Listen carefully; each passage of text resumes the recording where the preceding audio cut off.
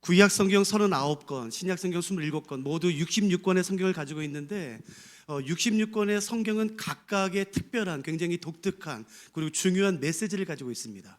들어보세요. 66권은 그 성경만이 가지는 독특한, 특별한 메시지를 가지고 있어요. 그렇기 때문에 그 성경이 빠지면 절대로 알 수 없는 것들이 있겠죠. 그렇기 때문에 우리는 성경 공부할 때에 그 성경만이 가지고 있는 독특한, 특별한 메시지를 발견하는 것이 굉장히 중요합니다. 근데 흥미로운 것은 뭐냐면은 그 66권 각 권의 메시지가 어우러져서 성경 한 권의 메시지를 이뤄나가는 것이에요. 이게 굉장히 신비롭습니다.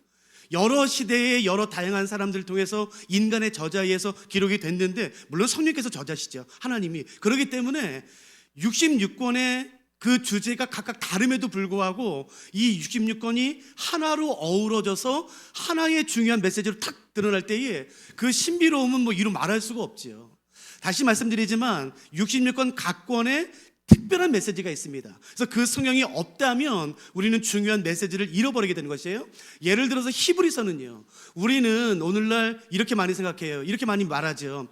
예수 그리스도께서 우리의 대제사장이 되신다. 다 알죠. 그러나 66권 가운데 예수 그리스도의 대제사장 되심을 말하는 성경은 한 권입니다. 히브리서예요. 65권 어디에서도 말하지 않아요. 그러니까 히브리서가 없다면 우리는 예수 그리스도의 대제사장 되심을 알 수가 없겠죠. 성경은 말합니다. 하나님이신 예수님이 사람이 되셨다. 우리 기독교의 핵심 진리예요. 성육신. 그러나 어디에서도 왜 굳이 하나님이 사람이 되셔야만 했는가? 하나님으로는 안 되나? 꼭 하나님이 사람이 되셔야지만 됐는가? 라는 질문을 가질 수 있어요. 어디서도 말하지 않습니다. 오직 히브리서 2장에서만 말해요. 하나님이신 예수님이 사람이 되신 6가지 이유는 히브리서 2장에만 나옵니다. 그러니까 히브리서가 없다면 우리는 아주 중요한 기독교의 핵심지를 놓치게 되겠죠. 요한계시록은요, 예수 그리스도의 하나님으로서의 본 모습, 다시 오실 예수 그리스도의 그 영광된 모습은 오직 요한계시록만 말하는 것이에요. 구약 성경은 말하죠. 메시아가 오실 것이다. 그러나 메시아가 오셨을 때에 이분이 진짜 메시아야, 가짜 메시아야, 알 수가 없어요. 이분이 오셨을 때에 진짜 메시아인지 아닌지를 구분할 수 있는 기준은 이사야서에 있습니다. 그러니까 이사야서가 없다면 이분이 진짜 메시아인지 우리가 알 수가 없는 것이에요. 그러니까 다시 말씀드리지만 성경 각 권에 있는 그 독특한, 특별한 메시지를 우리가 발견하는 것은 굉장히 중요합니다. 그런 관점에서 본다면 신명이 굉장히 중요하죠. 한글 성경의 구약 성경은 4권으로 나눠집니다. 모세오경, 역사서, 지혜서, 선지서. 성경을 조금만 공부하신 분들은 금방 알죠. 그러나 히브리어 성경은 그렇지 않습니다. 히브리어 성경은 3부분으로 나눠져요. 첫째가 토라입니다. 두 번째가 선지서예요. 세 번째는 성문서입니다. 토라는 뭐냐면은 하나님의 말씀을 의미하는 것이에요. 하나님의 말씀. 그 하나님의 말씀을 가르치고 교육하는 성경이 선지서입니다. 여러분 보세요. 토라, 선지서, 성문서 뭐가 없나요? 역사서가 없어요. 히브리어 성경에는 역사서로 구분되는 장르가 없습니다.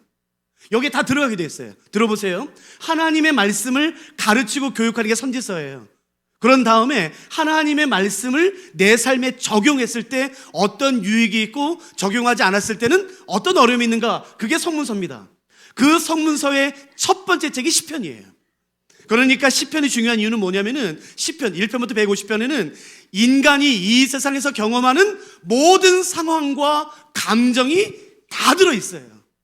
그래서 이런 상황에서는 어떻게 반응해야 되는지, 이런 감정일 때는 내가 어떤 말씀을 적용해야 되는지가 이 시편에 다 들어있죠. 이럴 때 우리 항상 생각하는 것은 어떤 고난과 실패와 좌절과 그런 어려움이 있을 때 내가 어떤 말씀을 생각해야 되나 라면 생각하지만 아닙니다. 시편에는 실패와 좌절과 어려움과 고난, 역경, 핍박 같은 부정적인 상황도 언급되지만 그러지 않습니다. 성공했을 때, 내 뜻대로 잘 됐을 때, 기쁠 때 내가 어떻게 해야 되는지를 시편은 말하고 있는 것이에요. 여러분, 사람을 넘어뜨리는 것은 고난이 아닙니다. 사람을 넘어뜨리는 것은 실패가 아닙니다. 성공입니다. 내 뜻대로 될 때가 더 위험할 때입니다. 그리고 그때 어떻게 되나? 그게 시편에 있어요. 그러니까 하나님의 말씀을 내 삶에 어떻게 적용해야 되는지 그게 시편이죠. 그래서 저는 시편을 제가 주로 강의하거든요. 시편은 굉장히 중요하죠. 자, 다시요. 토라는 뭐라고요? 하나님의 말씀이라고요. 그렇기 때문에 이 토라를 어떻게 정의하느냐에 따라서 달라지는데 랍비들은 이 토라를 크게 두 개로 나눕니다. 광의, 넓은 의미에서 구약성경 전체로 보기도 해요. 그러나 그렇게 본 사람은 거의 없고요. 가장 많이 토라를 정의할 때에 모세 오경으로 정의합니다. 창세기, 출애굽기, 레위기, 민수기, 신명기. 그러나 그 중에서도 가장 많은 랍비들이 말할 때에 토라의 핵심을 말할 때는 신명기입니다. 그러니까 사람들이 말할 때 하나님의 말씀, 바로 그 말씀 할 때에 당연히 모든 게 하나님의 말씀이죠. 창세기부터 말라기까지 39권이 다 말씀이죠. 그러나 그 중에서도 바로 그 말씀, 하나님의 말씀을 골라라 라고 말한다면 랍비들은 조금 더 주저하지 않고 신명기를 말합니다. 신약 성경의 신명기가 무려 80번 이상 언급이 돼요. 27권의 신약 성경 가운데 딱 6권만 신명기가 언급되지 않습니다. 나머지 21권은 신명기가 언급돼요. 그러니까 굉장히 중요하죠. 신명기를 모른다면 그러니까 사실은 신약을 알 수가 없는 겁니다. 더 중요한 것은 뭐냐면은 우리가 알고 있는 것처럼 예수님께서 사단에게 3번의 시험을 받으세요. 그리고 시험을 물리칠 때 인용한 말씀이 뭔가요? 신명기 말씀이에요. 어떻게 시작되나? 이렇게 해요. 기록되었으되. 그럼 뭐가 기록됐다는 뜻이에요? 하나님 말씀이에요. 그러니까 예수님이 말씀하세요. 하나님의 말씀에 기록되었는데 이렇게 말하는 것이에요. 그러니까 예수님이 인정하신 하나님 말씀이 뭔가요? 신명기입니다. 그러니까 하나님의 말씀이 무엇인지 알길 원한다면 나는 하나님 말씀을 기준 삼아 살 거야, 나는 하나님 말씀대로 살 거야 라고 말할 때 그 하나님 말씀은 모든 게 하나님 말씀이지만 그 중에서도 핵심을 말해라. 그건 신명기입니다. 그러니까 신명기를 아는 것은 굉장히 중요하겠죠. 신명기를 이해하는 관점은 복음주의 안에서 크게 두 가지입니다. 복음주의 안에서 건강한 신학을 하고 있는 교회 안에서, 신학교 안에서, 교단 안에서 신명기를 바라보고 해석하는 관점은 크게 두 가지예요. 첫 번째는 종주권 조약입니다. 아마 처음 들으시죠? 종주권 조약이라는 말은 뭐냐면은 1954년 이전까지 신명기는 굉장히 많이 비판을 받았고 공격을 받았습니다. 1954년 이전까지 신명기는 심지어 이렇게 말했어요. 이건 성경이 아니야. 이건 성경이 아니야.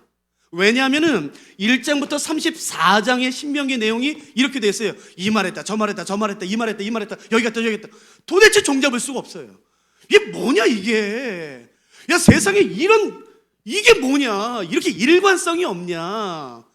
도대체 이 말했다, 저 말했다, 저 말했다, 이 말했다. 왜 여기 갔다, 저기 갔다. 왜 과거 갔다, 현재 갔다. 이게 뭐야. 이거는 성경이 아니야. 이거 짜집기 됐다. 그래서 성경의 권위를 무너뜨리는 그런 편집서를 주장하는 사람들이 가장 많이 인용했던 게 신명기입니다. 그것 봐라. 그러니까 이거는 모세가 기록한 게 아니야. 짜집기 된 거야. 여러 사람의 글을 그냥 어떤 한 사람이 짜집기 한 거야 라고 말할 때에 가장 많이 근거로 제시된 게 신명기입니다. 근데 맞아요. 이 말했다 저 말했다가 일관성이 없어요. 신명기 1장부터 34장에 나와 있는 그 구조는 성경 어디도 없습니다. 그래서 공격을 많이 받았어요. 그런데 1954년에 굉장히 유명한 고고학자였던 맨델홀이라는 사람이 해족속, 성경은 해족속이지만 일반 세계사에서는 히타이트예요. 그 해족속, 히타이트가 맺었던 조약, 종주권 조약 3개를 발굴해냈어요. 아주 우연한 기회에. 그리고 그것을 연구해서 1954년에 이스라엘의 전승의 언약 형태라는 아주 유명한 논문을 발표했습니다. 그때 이렇게 발표해요. 내가 연구해봤더니요, 여러분, 이 종주권 조약이라는 것은 어떤 나라냐면요, 큰 나라가 있어요. A라는 나라가 있어요. 그리고 B라는 나라가 있어요. 이 A라는 나라가 B 나라를 정복했어요. 그 A는 큰 나라, 정복한 나라, B 나라는 정복당한 나라. 이 두 나라가 조약을 맺을 때는, 계약을 맺을 때는 아무렇게나 맺지 않고 어떤 형식이 있습니다 라는 것을 1954년에 처음 발표했어요. 근데 여기서 뭐라고 발표했냐면요, 내가 연구해봤더니요, 여러분, 조약을 맺을 때 아무렇게나 맺지 않더라고요. 이런 형식이 있습니다. 서원, 역사적 서원, 일반 규정, 특별 규정, 저주와 축복, 후계자 승계, 낭독, 증인, 그런 형식으로 맺습니다 라고 1954년에 논문을 발표했어요. 그랬더니 깜짝 놀란 한 그룹이 있습니다.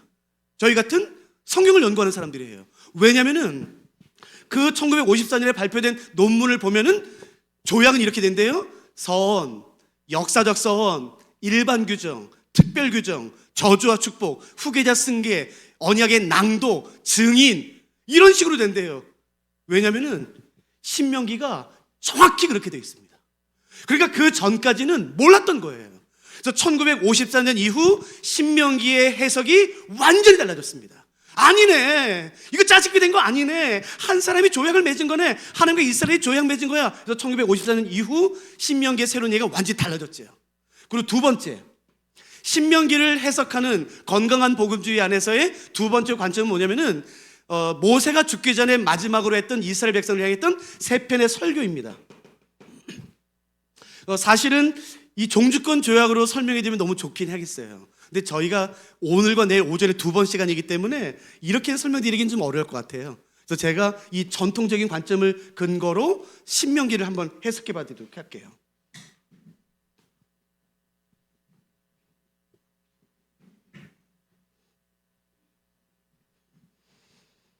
다시 말씀드리지만 신명기를 해석하는 바라보는 두 번째 건강한 복음주의 안에서 두 번째 관점은 뭐냐면은 모세가 죽기 전에 마지막으로 이스라엘에게 했던 세 편의 설교입니다. 한 편, 두 편, 세 편이에요. 첫 번째는요, 1장 1절부터 4장 43절입니다. 두 번째 설교는 4장 44절부터 28장이에요. 세 번째 설교는 29장부터 30장입니다. 신명기는 34장까지 아닙니까? 예. 31장부터 34장은 부록입니다. 그러니까 신명기를 해석하는 가장 전통적인, 가장 고전적인, 가장 중요한 관점은 모세의 세 편의 설교, 첫 번째 설교, 두 번째 설교, 세 번째 설교, 이렇게 나누는 겁니다. 이렇게 나누고 봤더니 굉장히 재밌어요. 왜냐하면 시제가 어떻게 되냐면은 첫 번째 설교의 시제는 과거입니다. 하나님이 어떻게 하셨었는지. 두 번째 설교는요, 현재입니다. 그래서 지금 어떻게 해야 되는지. 마지막 세 번째는요, 너희들이 가나안 땅에 들어가거든 이렇게 해라 라는 미래로 돼 있어요. 그래서 이렇게 해석하는 것이 가장 일반적인 관점이에요. 사실은 제가 오늘 새벽까지도 고민했거든요. 종주권적으로 해석해 드릴까? 이렇게 드릴까? 근데 종주권 조약은 너무 길 것 같아요, 해석이. 그래서 제가 오늘 내일은 제가 요 세 가지 관점으로 제가 설명드려 보도록 할게요. 자, 기억해 보세요. 신명기는 모세가 죽기 전에 이스라엘 백성들에게 했던 마지막 세 편의 설교입니다. 첫 번째는 과거, 두 번째는 현재, 세 번째는 미래예요. 근데 재밌는 건 뭐냐면요, 첫 번째 설교와 두 번째 설교의 서론이 똑같습니다. 첫 번째 설교와 두 번째 설교의 서론이 똑같아요. 혹시 뭔 줄 아세요? 서론의 두 편의 설교의 서론이 똑같아요. 그건 바로 뭐냐면 꼭 기억해 보세요. 바산 왕 옥과 헤스본 왕 시혼을 물리친 이야기예요. 여러분, 성경을 아무리 제대로 읽으신 분이랄지라도요, 바산 왕 옥과 헤스본 왕 시혼에 대한 이야기는 낯섭니다. 아무리 성경을 많이 읽은 사람이라도. 심지어 목사님들에게도 바산 왕 옥? 헤스본 왕 시온? 이거 좀 낯설어요. 여리고는요? 익숙하시죠? 요단강은요? 익숙해요. 아말렉은요? 익숙해요. 그러나 바산 왕 옥과 헤스본 왕 시온에 대한 이야기는 낯설어요. 그러나 신명기의 첫 번째 설교와 두 번째 설교는 이 이야기로 시작됩니다. 한번 잠깐 보실까요? 신명기 1장.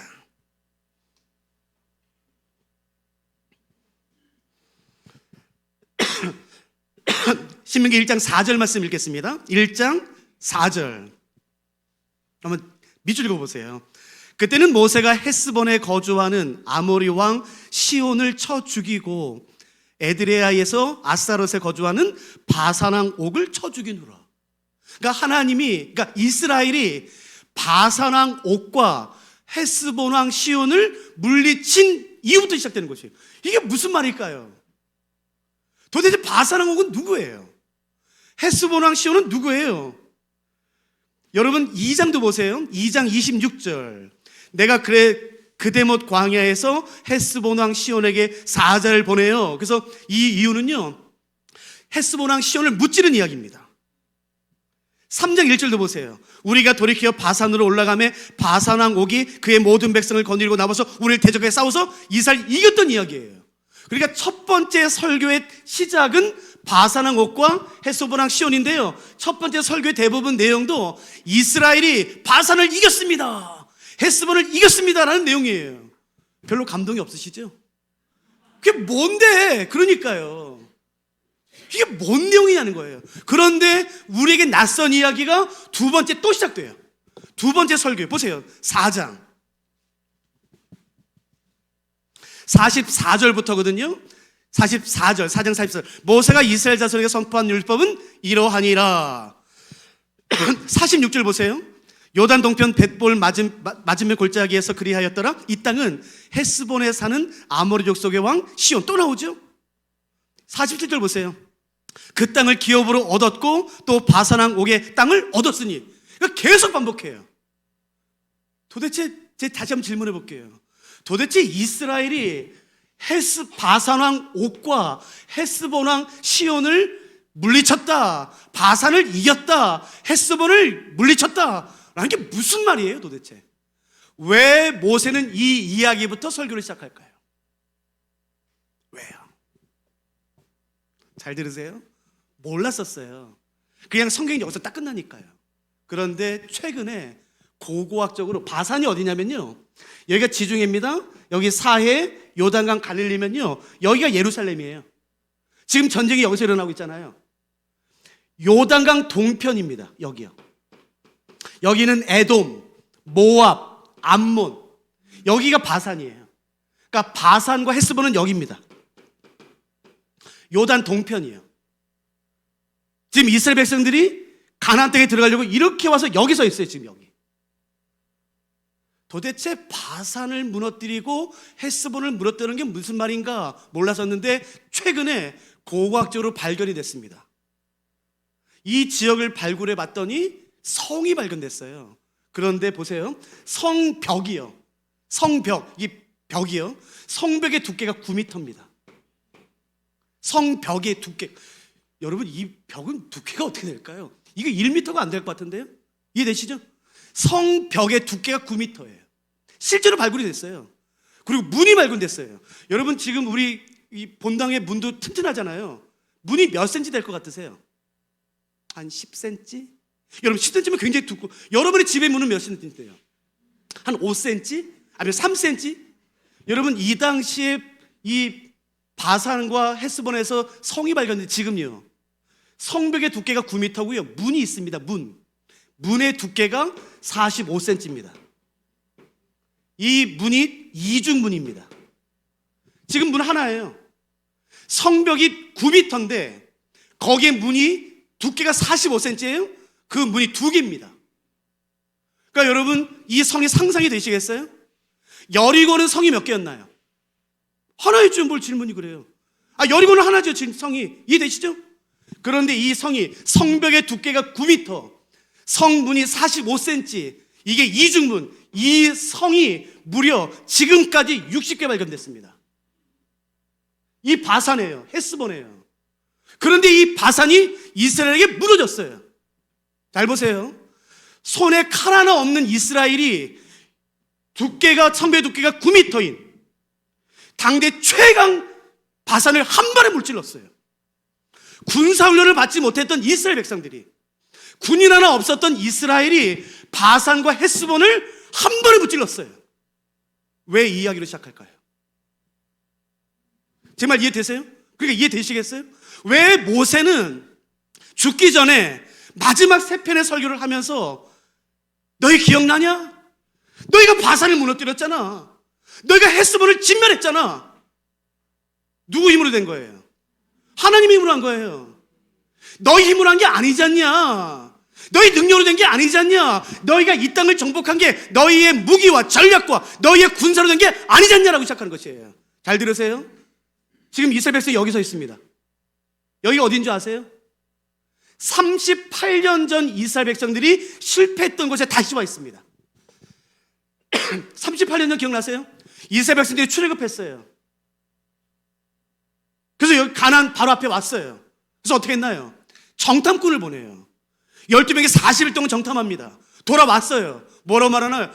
진짜야 진짜야. 적과 꿀이 흘러. 너무 좋아. 야야야, 애국에서는 본 적도 없어. 광야에서 본 적도 없는 그 포도송이 이만해. 과일이 이만해.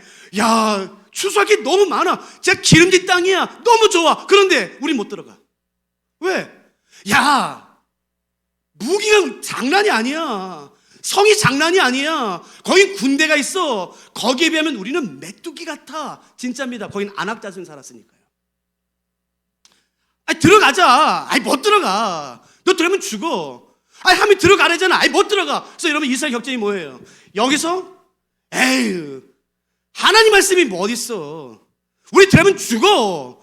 그래서 여러분, 38년 전에 이스라엘 백성들이 하나님의 약속을 가지고 있음에도 불구하고 돌아서서 광야로 들어갔던 바로 그 자리로 모세는 이스라엘 백성들을 다시 인도해서 이 설교를 하는 것이에요. 그러니까 제가 다시 한번 질문해 볼게요. 38년 동안 실패했던 곳으로 다시 이스라엘 백성들을 데리고 와서 모세가 죽기 전에 이 말부터 합니다. 사랑하는 이스라엘 백성 여러분, 기억나십니까? 여러분이 바산 옥을 쳐 죽였습니다. 헤스본 왕을 진멸했습니다. 손에 무기 하나 없이 군사 훈련 한 명도 받은 적이 없는 우리가 그 60개 이상 되는 그 9m 되는, 여러분 이 당시는요 성벽을 뚫는 전략이 없었어요. 근데 여러분이 무찔렀습니다. 우리가 이겼습니다. 그러니까 뭐 하라는 걸까요? 왜 이 말부터 시작할까요? 여기까지 되셨으면 신명기 1장 보세요. 1장 8절 말씀입니다. 1장 8절. 왜 모세가 이렇게 시작하는지, 도대체 하나님은 모세를 통해서 무엇을 말씀하려고 원하시는지 여러분 찾아보세요. 1장 8절. 내가 너희 조상의 아브라함과 이삭과 야곱에게 맹세하여 그들과 그들의 후손에게 주리라 한 땅이 너희 앞에 있으니, 뭐라는 거예요? 들어가서 그 땅을 차지하라는 것이에요. 여러분 하나 더 볼까요? 3장 22절이에요. 이게 첫 번째 설교 핵심입니다. 너희는 그들을 두려워하지 말아라. 너희 하나님 여호와께서 친히 너희를 위하여 싸우실 거다. 그러니까 들어가라는 것이에요. 저는 오늘 새벽에 이 말씀 준비하면서요 종주권적으로 풀려고 그랬었어요. 근데 이렇게 바꿨어요. 그러면서 제가 오늘 여러분과 같이 나누고 싶은 게 있습니다. 이 귀한 시간에 여기 모인 게 우연이겠습니까? 늘 나를 좌절시키는 게 있어요. 늘 나를 무너뜨리고 나를 두렵게 만들고 나를 주저하는 뭐가 있어요. 그 앞에만 서면 좌절해요. 그 앞에 서면 두려워요. 더 나가지 못해요. 근데 하나님 우리를 다시 그 앞으로 데리고 오신 것이에요. 그래서 우리에게 말씀하시는 거예요. 이제 들어가라. 이제 취해라는 것이에요. 저는 스위스에서 왔을 때 한국에서 교회 다닐 때마다 사교할 때마다 항상 듣던 말이 있어요. 목사님 이제 청년들 안 모입니다. 이제 주일학교 애들 안 모입니다. 여러분 언제까지 그 말 하겠습니까? 언제 우리가 우리 힘으로 했어요? 부흥을? 여러분 부흥은 내 힘으로 하는 게 아니에요. 하나님이 말씀하시면 가는 거예요. 여러분 언제까지 그런 실패의식에 빠지겠습니까? 어쩌면 우리 한국교회의 가나안은, 바산은 어린이 사역일지 몰라요. 청년 사역일지 몰라요. 대학 사역일지 몰라요. 두려워하지 마세요. 언제 우리가 우리 힘으로 했습니까? 누가 좀 다시 한번 믿음을 가지시겠습니까? 하나님, 내가 가고 싶습니다. 내 위협을 취하고 싶습니다. 다시 우리에게 이 대한민국에 우리 감리교회에 위협을 주십시오. 그 웨슬리가 했던 그 놀라운 부흥들, 여러분 술집이 문 닫고 그 음란함이 떠나고 다시 보고 싶지 않으세요? 저는 보고 싶어요. 진심으로 보고 싶어요. 아예 안 돼. 지금 다 아니요. 그건 거짓말입니다. 손에 무기 하나 없었던 이스라엘이 성벽의 두께가 9m고 45cm 되는 문이 이중으로 되어 있던 60개 이상의 성읍을 한 번에 무너뜨렸어요. 하나님이 하시는 거예요.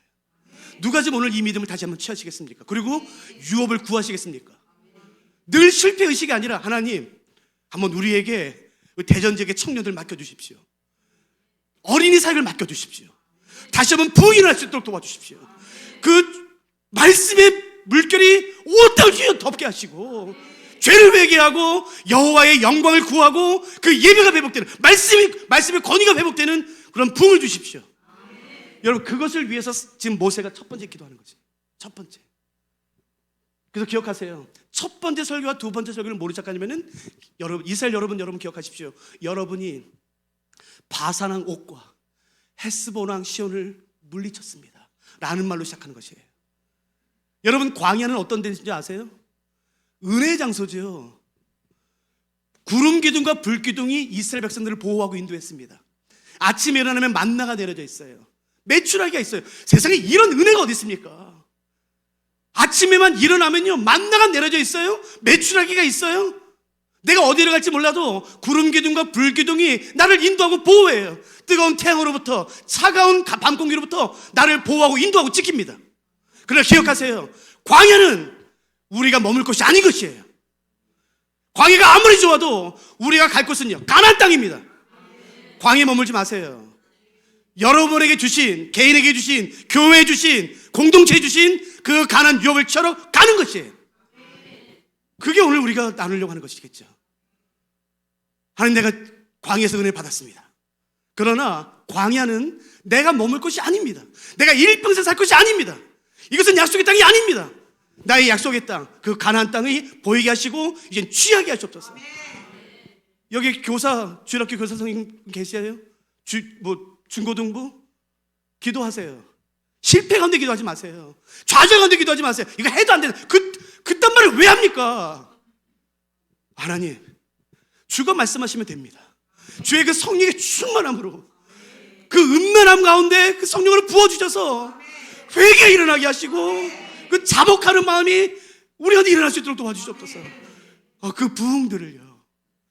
그래서 하나님이 오늘 이 자리에 모이게 하셨겠죠. 그 기억하세요? 그게 모세가 죽기 전에 마지막에 했던 세 편의 설교입니다.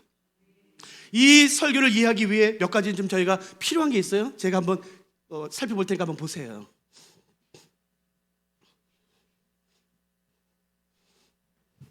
하나님은 가나안 땅을요, 아브라함과 이삭과 야곱에게 약속하셨어요. 아브라함아, 이삭아, 야곱아, 내가 이 땅을 너에게 줄게 약속하셨어요. 아브라함 때에. 그럼 그때 주시면 되잖아요. 근데 왜 안 주셨어요?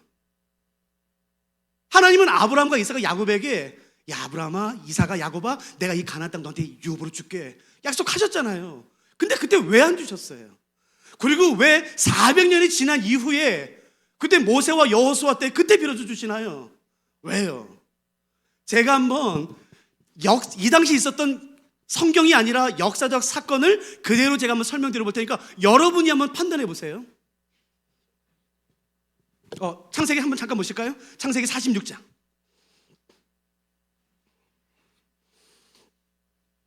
창세기 46장 보세요. 2절.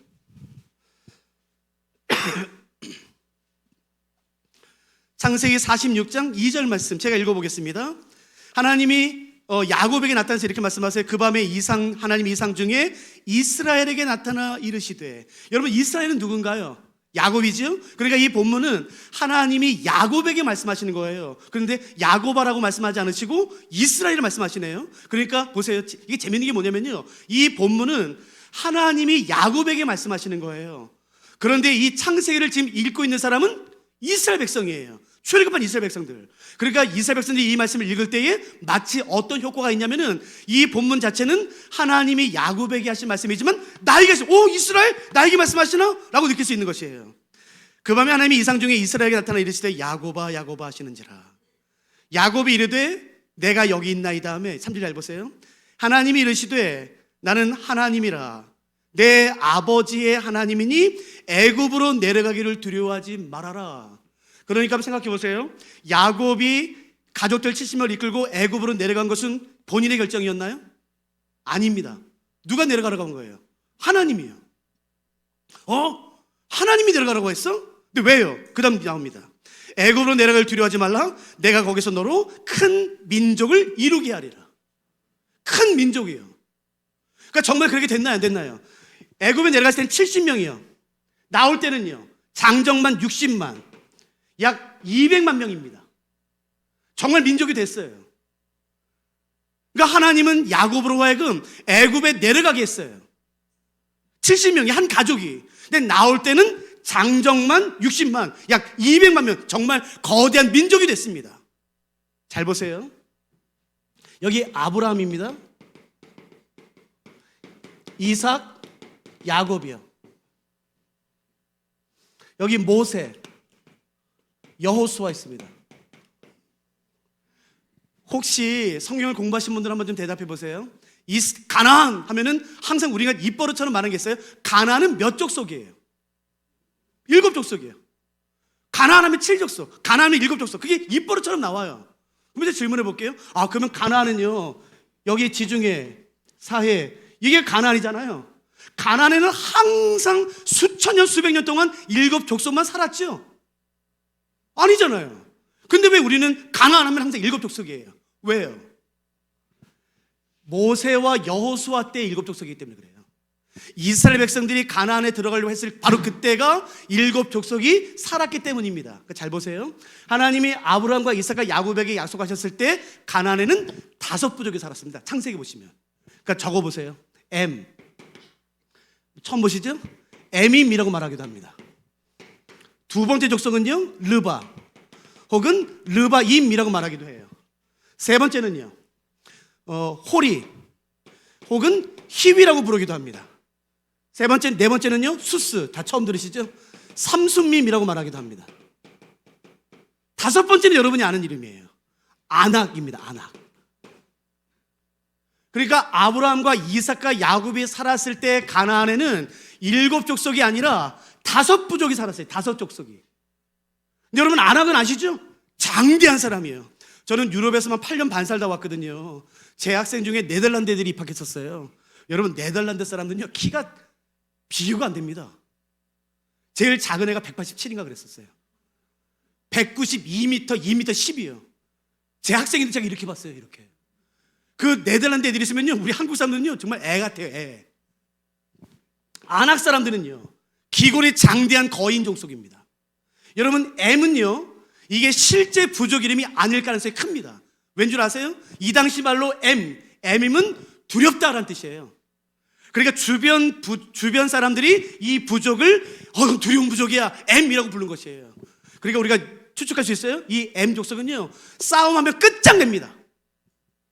그러니까 두 번 봐주지 않아요. 완전 진멸시키는. 그리고 수스요. 이 5부족 가운데 3부족이 한 번 싸우면 끝장 보는 부족이에요. 아브라함과 이삭과 야곱의 시대는요. 근데 이 5부족이 약 430년 이상을 거치는 동안에 성경에 보시면 최대 12부족까지 늘어나요. 최소 4부족까지 합쳐집니다. 그래 어떻게 된 거냐면은 이 5부족이 서로 싸워서 4부족이 돼요. 6부족으로 나눠져요. 10부족이 돼요. 9부족이 돼요. 7족속이 돼요. 12족속이 돼요. 계속 그렇게 하다가 모세 때는 어떻게 됐냐면요, 7족속이 됩니다. 헷족속. 두 번째는요, 히위. 세 번째는요, 가나안. 네 번째는 아모리. 다섯 번째는요, 브리스. 여섯 번째는 여부스. 일곱 번째는 기르가스예요. 이 7부족이 됩니다. 그러니까 보세요. 아브라함 때 5부족이 서로 싸워서 3부족이 돼요. 4부족이 돼요. 7부족이 나눠졌다가 12부족이 됐다가 다시 싸웠다가 나눠졌다가 그러다가 모세 때에 7부족이 됩니다. 이름이 달라져요. 그러나 헷, 히위, 가나안, 아모리, 브리스, 여부스, 기르가스 이름은 다르겠지만 다 같은 민족에서 사는 건 아시겠어요? 여러분은 백제 사람이세요? 신라 사람이세요? 그게 무슨 의미예요? 난 고구려 사람인데요. 그게 무슨 의미가 있습니까? 지금 대한민국에서 제 말 이해되세요? 그러니까 모세 때 이 7부족으로 나눠져 있어도 이름만 다를 뿐이지 혈통은요 다 비슷한 사람들이에요. 그럼 제가 질문과 대답해 보세요. 하나님이 이때 아브라함에게 말씀하세요. 그래서 하나님이 야곱을 요 상황에서 쏙 가나안에 빼서 애굽에 넣으세요. 만일에 하나님이 이 당시에 이스라엘을 가나안에서 빼내어 애굽에 넣지 않고 이스라엘 70명이 여전히 요 5부족과 함께 가나안에 머물렀다면 시간이 지났을 때 이스라엘은 어떻게 됐을까요? 피가 한 방울 섞이지 않고 그냥 이스라엘만 똘똘 뭉쳐가지고 이스라엘만 됐겠죠? 그럴 리가 없습니다. 이 5부족이 싸울 때에 이스라엘도 꼈겠지요. 섞였겠지요. 나눠졌겠지요. 섞였겠죠. 또 섞였겠죠. 나눠졌겠죠. 나눠졌겠죠. 그러다가 430년 됐을 때에 이제 하나님 말씀하시겠죠. 자, 이스라엘아 들어가자. 이스라엘아 아브라함의 자손아 나오라. 나인가? 나는 맞나? 나 아브라함 자손 맞나? 했겠지요. 제 말 이해되세요? 그러니까 하나님이 이때 이스라엘을 가나안에서 빼내어 애굽에 넣었던 것이 저주고 심판인가요? 아닙니다. 하나님께서 이스라엘을 보호하고 계신 겁니다. 여러분, 내 뜻대로 다 잘 때만 하나님이 나와 함께 하신다고 생각하지 마세요. 때로 하나님이 나를요 실패 가운데 두세요. 하나님이 이스라엘을 가나안에서 빼내어 애굽에 넣으심으로 말미암아 이스라엘을 보호하고 계셨다고요. 그걸 누가 알았겠습니까? 하나님, 왜 우리를 애굽 땅에 보내서 노예 생활하게 하는 거야? 왜 우리 가나안 땅에 계속 두시지? 왜 고향 떠나게 하는 거야? 하나님, 왜 나를 버리는 거야? 왜 나에게 저주해? 왜 나를 심판해? 라고 말할지 모르겠지만 아니요, 하나님은 이스라엘에서 심판하신 게 아니었다고요. 이스라엘을 보호하고 계셨다고요. 누가 이걸 알았겠습니까? 두 번째요, 이스라엘이 야곱이 애굽에 내려갔을 때에 여러분, 요셉이 말합니다. 야곱 아버지, 바로가 당신에게 물을 겁니다. 너 근데 뭐 했냐? 그때 기억나세요? 뭐하라고 말하나요? 우리 양치입니다. 왜요? 애굽 사람들은 목축업을 천하게 여기서 가증스럽게 여겼대요. 그래서 바로가 어떻게 하나요? 이스라엘 사람들만 따로 고센 지방에 따로 격리해서 살게 합니다.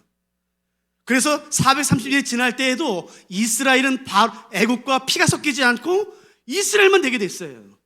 근데 반대로 한번 생각해 볼까요? 야곱의 70명의 가족들이 이끌고 애굽에 내려갔을 때 애굽 사람들이 너 들었어? 야, 이스라엘 내려온대. 야, 이스라엘이 우리나라에 온대. 세상에, 나 이스라엘 보는 거 꿈이었어. 내 야곱 며느리 되게 꿈이었다. 야, 만일에 애굽 사람들이 이스라엘 사람들 좋아했다면요, 그래서 만일에 시간이 지났다면 430년이 지났을 때에 이제 모세가 났어요. 자, 이제 아브라함의 족속들이요, 후손들이요, 이제 출애굽합시다. 나오세요. 난가? 제 말 이해되세요? 만일에 애굽 사람들이 이스라엘에게 호의를 줬다면, 사랑했다면 이 430년의 기간 동안에 이스라엘의 피는, 아브라함의 피는 유지됐을까요? 섞였을 겁니다. 그러니까 하나님 이 말씀 이해하시겠어요? 하나님은 이스라엘로 하여금 애굽 사람들의 사랑과 호의를 받지 못하게 하심으로 이스라엘을 보호하고 계셨다고요. 하나님이 때로 나로에게 세상에서 외면당하게 하십니다. 직장에서, 학교에서 왕따 당하게 하세요. 이해가 되진 않지만, 하나님 왜 나를 버리는 거야? 왜 나를 저주고 심판하시는 거예요? 라고 말할지 모르지만 아닙니다. 다 이해할 수는 없겠지만, 다 알 수는 없겠지만 때로는 하나님이 그것이 나를 보호하는 방식인 것이에요. 그러면 우리가 항상 잘 될 때만 감사하나요? 그러지 않습니다. 내 뜻대로 되지 않을 때도요. 그러니까 이것을 이해한다면 데살로니가 전서 말씀 이해할 수 있어요. 항상 기뻐하라. 범사에 감사하라. 내 뜻대로 될 때뿐만 아니라 내 뜻대로 되지 않음으로 말미암아 하나님 절대로 내 인생 가지고 장난치지 않으신다. 하나님이 절대로 내 인생 가지고 노름하지 않으신다. 도박하지 않으신다. 반드시 뜻이 있다라는 믿음이 있을 때에 잘 될 때든 잘 될 때 떨어지 실패할 때든 상관없이 우리는 감사할 수 있겠죠. 그 실패를 통해서 하나님 무엇인가 하시도록요. 그것을 이해하지 못하면 우리가 신명기를 이해하지 못하는 것이에요. 왜 하나님은 이렇게 이스라엘을 고생하게 하시나, 광야를 걷게 하시나, 어려움을 주시나? 여러분, 그러지 않아요. 하나님이 이스라엘을 보호하고 계셨다고요.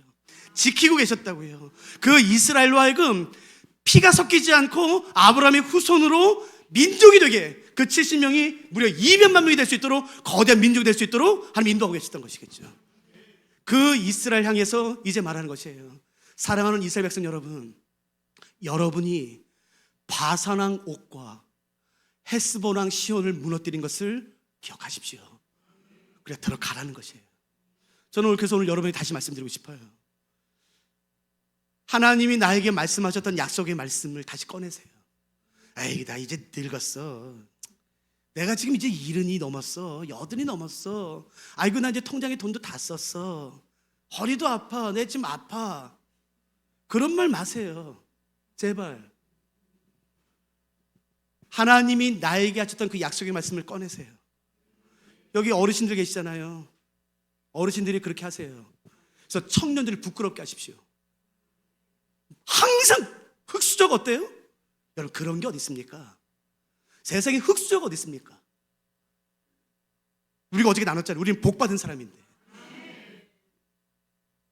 약속의 말씀을 향해서 뛰어가는, 달려가는 그 갈렙 같은 그 믿음을 보이고 싶은 것이에요. 여러분, 이것 관련해서 우리가 또 하나 살펴보고 싶은 것은 뭐냐면은, 하나님은 이스라엘 백성들이 가나안 땅에 들어갈 때에 가나안을 진멸하라고 하세요. 그런데 보세요. 요 아브라함 때에 하나님은 야 아브라함아, 내가 가나안 땅 너한테 줄게. 근데 아직은 아니야라고 말씀하세요. 왜요? 뭐 이유를 볼까요? 창세기 15장입니다.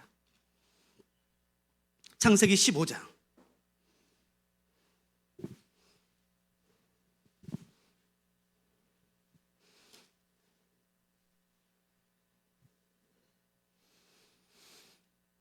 창세기 15장 쭉 읽다가 16절에 보시면은 하나님의 이유가 나오죠. 창세기 15장 16절 제가 읽어보겠습니다. 15장 16절. 너의 자손은 4대 만에 이 땅으로 돌아오리니 이는 아모리 족속, 그러니까 가나안 족속입니다. 아모리 족속의 죄악이 아직 가득 차지 아니하였다는 것이에요. 그러면 왜 하나님은 아브라함에게 약속하지만 이때 그 땅을 주지 않으셨나요? 왜요? 아직 죄가 가득 차지 않았기 때문이에요. 그럼 생각해 보세요. 왜 그러면 하나님은 모세와 여호수아 때에 이 땅을 주셨나요? 이제는 죄악이 가득 찼기 때문이에요. 그러니까 하나님의 심판의 기준은 죄입니다. 하나님의 심판의 기준은 죄입니다. 죄를 가지고 하나님 판단하세요. 그러면 한번 생각해 볼까요? 그러면은 도대체 모세와 여호수아 때에 하나님 오실 때, 야 이제는 안 된다, 야 이제는 용납할 수 없어, 죄가 가득 찼어 라고 말할 정도의 죄악은 뭐냐는 거예요. 그게 본문에 나옵니다. 레위기 보세요. 레위기 18장.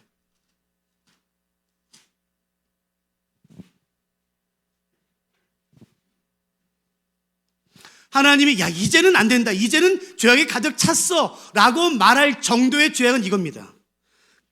모세와 여호수아 당시 가나안에 팽배했던 죄예요. 사실은 죄송합니다만 18장 읽기가 싫어요. 더럽습니다. 18장, 레위기 18장 보세요. 2절부터 읽어드릴까요? 너는 이스라엘 자손에게 말하여 이르라. 나는 여호와 너희의 하나님이니라. 너희는 너희가 거주하던 애굽 땅의 풍속을 따르지 말며 내가 너희를 인도할 가나안 땅의 풍속도 규례도 행하지 말아라. 너희가 들어갈 그 가나안 땅이 지금 이렇다는 것이에요. 6절부터 보세요. 제가 건너뛰면서 읽어볼게요. 6절. 각 사람은 자기의 살부치를 가까이 하여 그의 하체를 범하지 말라. 7절. 내 어머니의 하체는 내 아버지의 하체니 너는 범하지 말라. 8절. 너는 내 아버지 아내의 하체를 범하지 말라. 9절. 너는 내 자매. 10절 내 손녀, 외손녀. 11절 내 아버지의 아내. 12절 고모. 13절 이모. 여러분, 이 정도의 성범죄면요 지금 대한민국 형법에서도 최고형입니다. 제 말 이해되세요? 하나님께서 모세와 여호수아 때에 가나안 땅을 바라보시면서 이렇게 말씀하세요. 이젠 안 된다, 이젠 안 된다, 이젠 죄가 가득 찼다라고 말할 때가 이때입니다. 그 성적인 죄예요. 상상을 초월한 죄예요. 그 죄 때문에 하나님이 진멸하신 것이에요. 지금 두렵습니다. 지금 대한민국이 이것과 다르지 않아요. 여러분, 지금 대한민국이 레위기 18장에 나와 있는 상황과 그렇게 다르지 않습니다. 누가 두려워하시겠습니까? 누가 두려움을 하겠습니까? 어저께 제 전화를 받았어요. 제 간사한테. 이런 얘기하다가 모르겠어요. 어저께 어떤 뉴스가 났는데 어떤 한 연예인이 아기를 낳게 했는데 결혼을 안 하겠다죠? 아, 그럴 수가 있나? 그러면서 책임을 져? 여러분, 그게요. 아, 그럴 수 있지. 아, 쿨한데? 아, 세련됐는데? 그렇게 넘기지 마세요.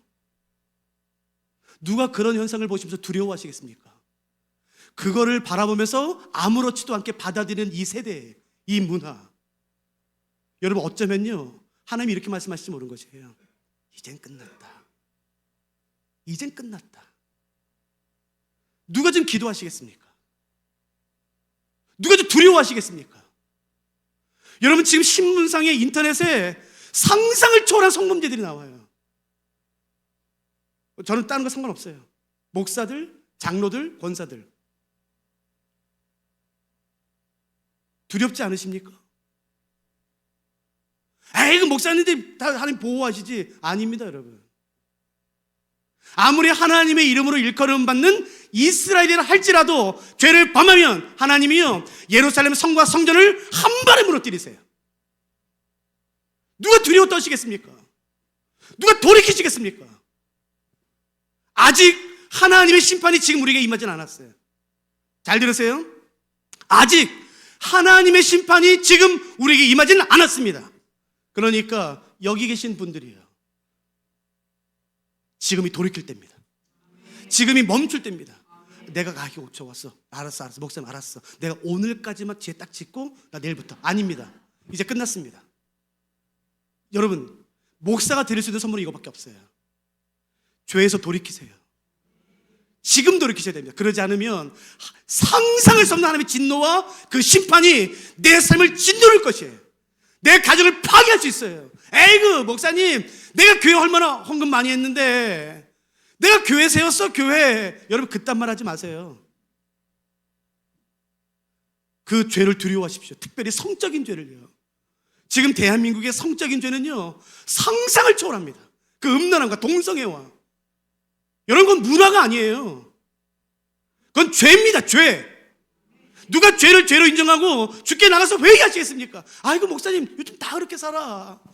모르겠어요. 여기 지금 청년들 와 있는지 모르겠지만 다 청년처럼 보여서. 여러분, 요즘엔요, 뭐라고 말하는지 아세요? 목사님, 요즘엔 결혼 전에 동거가 필수입니다. 아, 그래, 너 참 세련됐다. 그딴 말 하지 마세요. 음란한 겁니다. 그게 어떻게 교회에 들어옵니까, 여러분? 안타깝지 않으세요? 슬프지 않으세요? 두렵지 않으세요? 그게 어떻게 교회에서 버젓이 말을 합니까? 버젓이. 어떻게 교회에서? 아니요, 그래, 음란한 거예요, 음란한 거. 하나님이 주신 범위가 있고 기준이 있고 넣으면 안 되는 것들이 있다고요. 다시 한번 경각심을 갖고 싶은 것이에요. 하나님, 우리 대한민국을 다시 한번 새롭게 해주시옵소서. 그 성적으로, 특별히 성적으로 그 음란함 가운데 빠져있는, 죄의식이 없는 이 대한민국을 다시 회복해달라고요. 기억하세요. 신명기에서 그래서 그것을 정확히 말합니다. 하나님의 심판의 이유와 기준을. 마지막 하나만 더 살펴볼까요? 신명기를 이해하기 위해 반드시 필요한 것 중에 하나는 뭐냐면은 이 개념이에요. 이 개념을 모르면 사실은 신명기를 이해할 수가 없습니다. 이것만 하고 저희 오늘 마치겠습니다.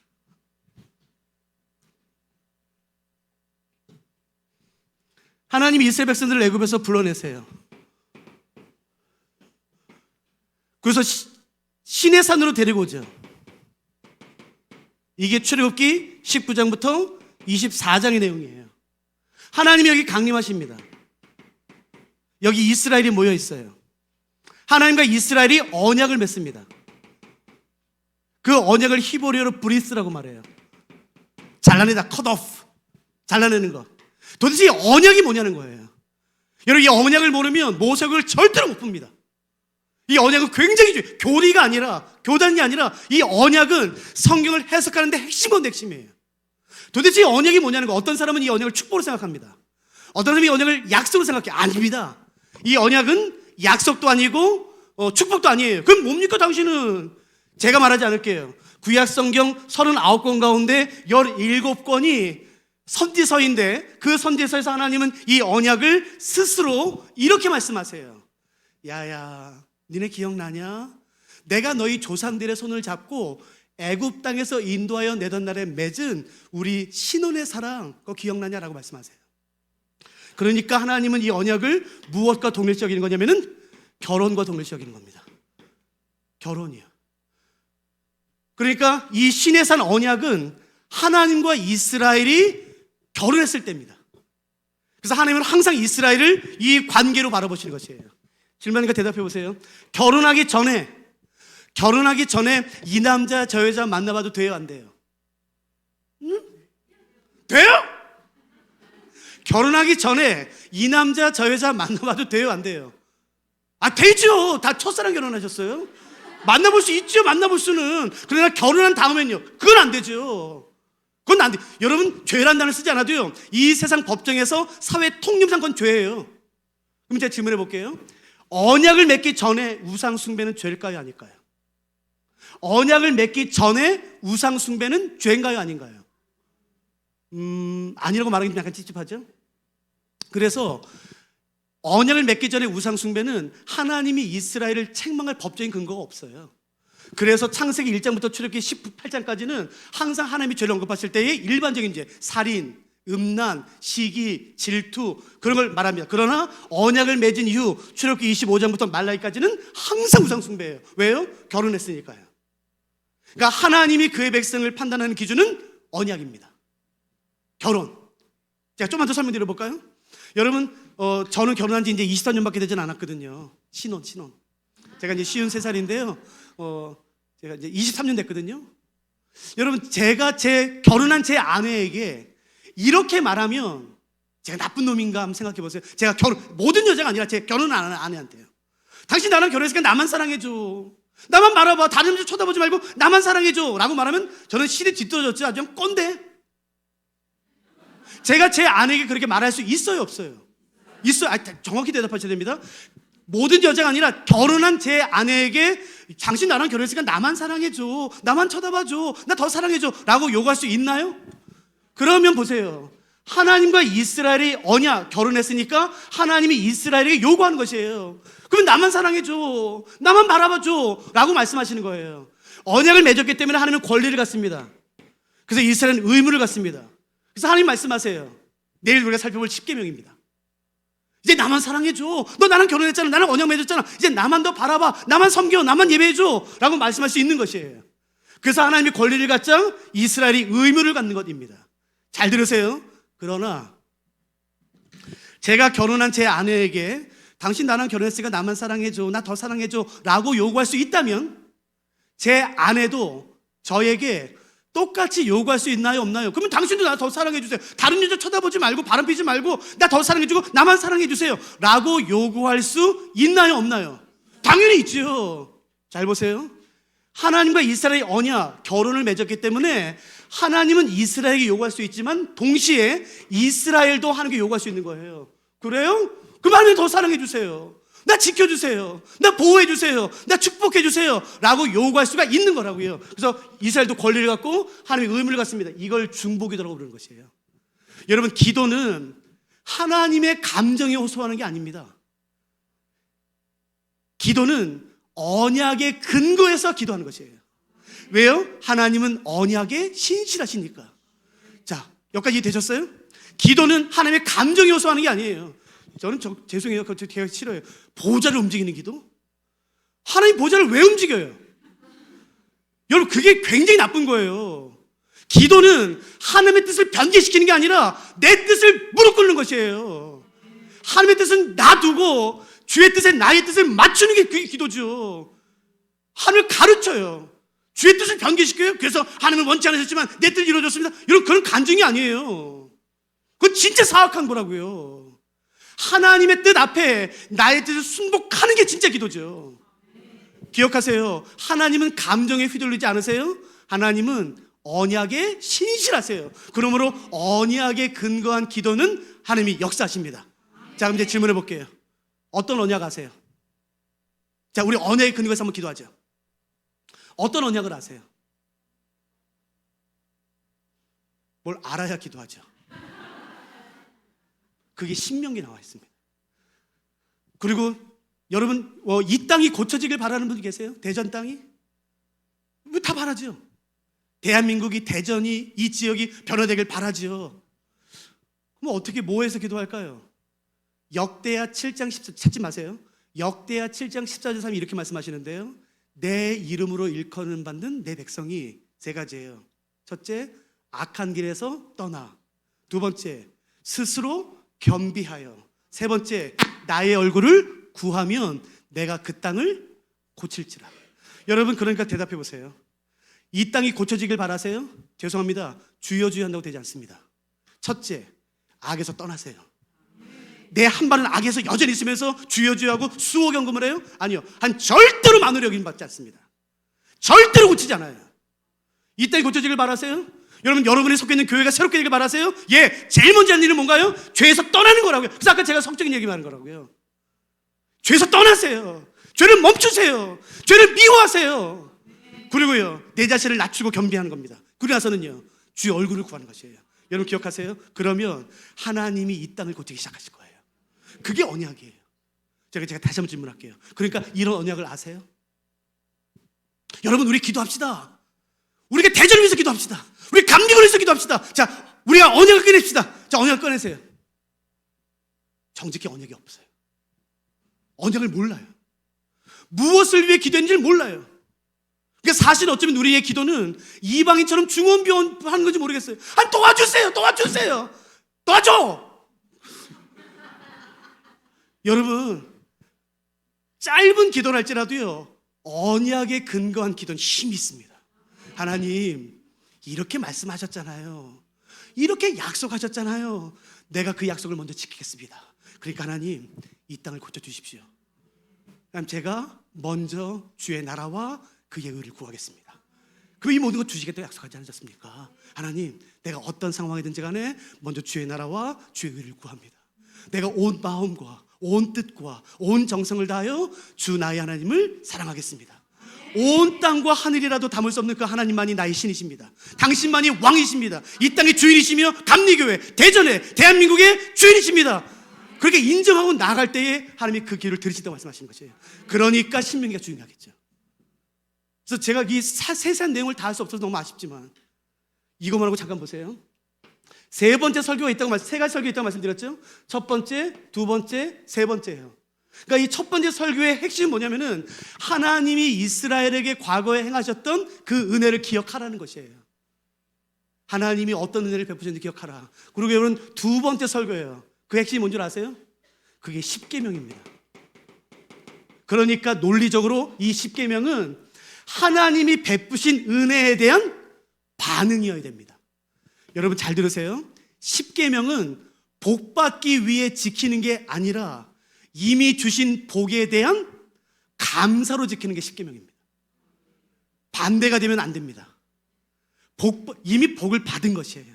은혜를 받은 것이에요. 그래서 내가 어떻게 반응해야 되는 것인가? 그게 바로 십계명입니다. 이 십계명은 우리가 내일 살펴보도록 할게요. 오늘은 저희가 시간 다 돼서 여기까지 해야 될 것 같아요. 우리 같이 찬양하지 않으시겠어요? 제가 빨리 했는데 시간이 너무 죄송합니다. 네? 아닙니다. 지금 1시간 넘었습니다. 아니야, 1시간 넘었습니다. 우리 같이 찬양하죠. 오늘 아침에 일어나서요, 이 찬양이 제 입에 계속 있었어요. 저는 그런데 여러분도 그러지 않으시겠어요? 저는요, 여러분 저 보세요. 저는요, 내 모든 일생이 하나님의 기쁨 되면 좋겠습니다. 여러분들 그러지 않으세요? 그러니까 우리 그거 찬양하죠. 기도 제목 많지요. 간구할 건 많지요. 저도 많아요. 그런데 우리 그것보다 이거 먼저 간구하지 않으겠어요? 하나님, 이 땅에서의 내 모든 삶이 하나님 기쁨 되게 해주십시오. 우리 같이 찬양하고 나가시죠.